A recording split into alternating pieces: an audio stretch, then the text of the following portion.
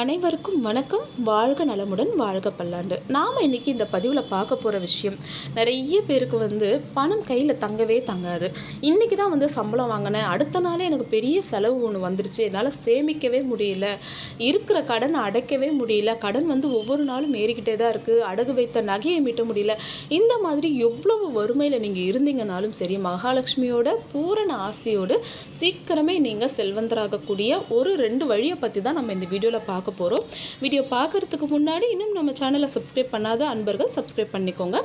இந்த மாதிரி ஆன்மீக விஷயங்கள் இன்னும் நிறைய நீங்கள் தெரிஞ்சுக்கலாம். இப்போ நம்ம வீடியோ பார்த்துடலாம். நமக்கு செல்வம் சேரணும், பணம் சேரணும் அப்படின்னா வெறும் பரிகாரங்கள் மட்டும் நமக்கு கை கொடுத்துறாது. பரிகாரங்கள் அப்படிங்கிறது நம்மளுடைய ஊன்றுகோல், அதாவது நம்ம செய்யக்கூடிய முயற்சிக்கு நம்மளை தூக்கிவிடக்கூடிய ஊன்றுகோலாக இந்த பரிகாரங்கள் இருக்குமே தவிர உழைப்பு அப்படிங்கிறது நம்மளிடம் இருந்து தான் வர வேண்டும். ஏன்னா நிறைய பேருக்கு இந்த மகாலட்சுமி கடாட்சம் கிடைக்கிறதுக்கு இதெல்லாம் மட்டும் செய்தால் போதுமா, அப்போ நாங்கள் வேலைக்கே போக வேண்டாமா அப்படிலாம் சொல்லிட்டுலாம் சந்தேகம்லாம் வரும் இல்லையா. அதுக்காக நான் இதை சொல்லியிருக்கேன்.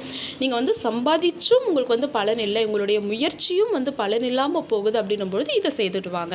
கண்டிப்பாக ஒரு நல்ல முன்னேற்றம் ஏற்படும். ஒன்றுமே இல்லை, நம்ம வீட்டுக்கு சுமங்கலி பெண்கள் வராங்க அப்படின்னா அவங்களுடைய மனம் புண்படாதபடி நீங்கள் வீட்டுக்கு அனுப்பி வச்சிடணும். அதாவது வரவங்க உங்களுக்கு ஏதாச்சும் ஒரு பிரச்சனையோடு வந்தாங்கன்னா கூட உங்கள் வீட்டுக்குள்ளே வரக்கூடியவங்களை கண்ணீர் சிந்த விடாதீங்க. கண்ணீர் சிந்த விடாமல் அவங்க கிளம்புற டைமில் நீங்கள் வெற்றிலை பாக்கு பழம் தாம்பூலம் தருவது மகாலட்சுமி கடாட்சத்தை உங்களுக்கு 100% ஏற்படுத்தி கொடுக்கும். ஏன்னா ஒவ்வொரு பெண்ணுமே மகாலட்சுமியோட அம்சம் அப்படிங்கிறத நம்மளுடைய சாஸ்திரம் குறிப்பிடுறது இல்லையா. ஸோ உங்கள் வீடு தேடி வந்த ஒரு பெண் மகாலட்சுமியாக பாவித்து அவங்களுக்கு நீங்கள் தாம்பூலம் கொடுக்கும்பொழுது வெற்றிலை பாக்கு பழம் ஒரு சின்ன பூ வச்சு நீங்கள் அதை கொடுக்கலாம். இல்லை கொஞ்சம் உங்களால் முடியும் அப்படின்னா ஒரு ப்ளவுஸ் பீட் வச்சு கொடுக்கலாம்.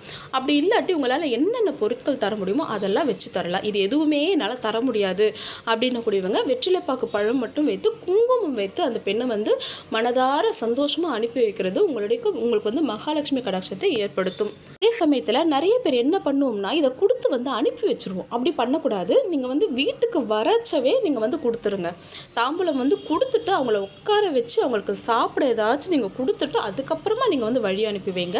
கிளம்புற நேரத்தில் அதை கொடுத்து அனுப்புறது அப்படிங்கிறது தவறான முறை. இந்த பரிகாரத்தை நீங்கள் செய்யும் பொழுதே உங்கள் மனதிற்குள்ளே வரக்கூடிய ஒரு உற்சாகம் உங்களை ஊக்குவிக்கும். மகாலட்சுமி கடாட்சத்தோடு சேர்ந்து உங்களுக்கு மன நிறைவையும் கொடுக்கக்கூடிய ஒரு நல்ல பரிகாரம். கண்டிப்பாக முயற்சி செய்து பாருங்கள்.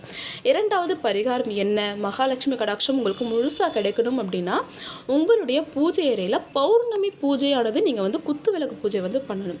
குத்துவிளக்கு பூஜை அப்படிங்கிறது நம்மளோட சாஸ்திரத்தில் ரொம்பவே பெருசாக பேசப்படுகின்ற ஒரு விஷயம்தான். எல்லா கோவில்கள்லையுமே ஒரு நிகழ்ச்சியை நம்ம நடத்த போகிறோம் அப்படின்னா கூட குத்துவிளக்கு ஏற்றி தான் தொடங்குவோம். எல்லா விஷயத்துக்குமே இந்த குத்துவிளக்கு ரொம்பவே அவசியம். ஏன்னா அது மகாலட்சுமியோட அம்சமாக நம்மளால் பார்க்கப்படுது. அதுவும் முழு நிலவு அன்று நல்ல குத்துவிளக்கை எடுத்து வச்சு 5 முகமும் பஞ்சுத்திரி நெய்யிட்டு ஏற்றி வைத்து விட்டு அதை மகாலட்சுமியாக பாவித்து வெற்றிலைப்பாக்கு பழம் நெய்வேத்தியம் வைத்து பாலும் கற்கண்டும் கூட நீங்கள் நைவேத்தியமாக வச்சுக்கலாம். கண்டிப்பாக மல்லிகை பூவால் 108 முறை 108 மகாலட்சுமியோடைய போற்றிகளை சொல்லி நீங்கள் பூஜை பண்ணீங்க அப்படின்னா நிச்சயமாக உங்களுக்கு செல்வ நிலை உயரும். மகாலட்சுமி உங்கள் வீட்டில் நிச்சயம் வாசம் செய்வாங்க. குங்கும அர்ச்சனையும் நீங்கள் பண்ணலாம். ஆனால் மல்லிகைப்பூ அர்ச்சனை இன்னும் கொஞ்சம் சிறந்த பலன்களை உங்களுக்கு ஏற்படுத்தி கொடுக்கும். மல்லிகைப்பூ கிடைச்சதுன்னா அதை எடுத்துக்கோங்க. அது கிடைக்காத பட்சத்தில் வாசனை நிறைந்த எந்த ஒரு மலராக இருந்தாலும் பரவாயில்ல, நீங்கள் இந்த பூஜைக்கு பயன்படுத்திக்கலாம். ஆனால் ரோஜா சாமந்தி இந்த மாதிரி பயன்படுத்தும் போது அதோடைய இதழ்களை நீங்கள் பிரிக்கக்கூடாது. அப்படியே ஒரு பூவை எடுத்தீங்கன்னா அப்படியே ஒரு பூவாக தான் அதை அம்பாளுக்கு நீங்கள் சமர்ப்பணம் செய்யணும். அதை அந்த இதழ்களை பிரித்து சமர்ப்பணம் பண்ணுறது அப்படிங்கிறது தவறான ஒரு விஷயம். இந்த பௌர்ணமி பூஜை பார்த்தீங்கன்னா ஒரு 2 மாதங்கள் செய்துட்டு 3வது மாதம் நீங்கள் செய்யும் பொழுதே, முதல் மாதம் செய்ததை காட்டிலும் 3வது மாதம் செய்யும் பொழுதே உங்களுக்கு நல்லாவே வித்தியாசம் தெரியும். ஃபஸ்ட்டை விட இப்போ கொஞ்சம் ஓரளவுக்கு நமக்கு பரவாயில்லையே, பண ஓட்டம் நல்லா தான் இருக்குது அப்படின்றத நீங்களே உணர்வீங்க. கண்டிப்பாக முயற்சி செய்து பாருங்கள். உங்கள் வாழ்வில் ஏற்பட்டு இருக்கக்கூடிய அனைத்து பிரச்சனைகளும் சரியாகி நல்ல பூரண சம்பத்தோடு பூரண செல்வத்தோடு நீங்கள் நலமோடு வாழணும்னு சொல்லிட்டு நானும் மனதார வாழ்த்துறேன். இந்த வீடியோ பிடிச்சிருந்ததுன்னா மறக்காமல் ஒரு லைக் பண்ணுங்கள். சேனல் பிடிச்சிருந்தா சப்ஸ்கிரைப் பண்ணிக்கோங்க. அடுத்த ஒரு நல்ல பதிவோடு சந்திக்கலாம் அன்பரே. நன்றி.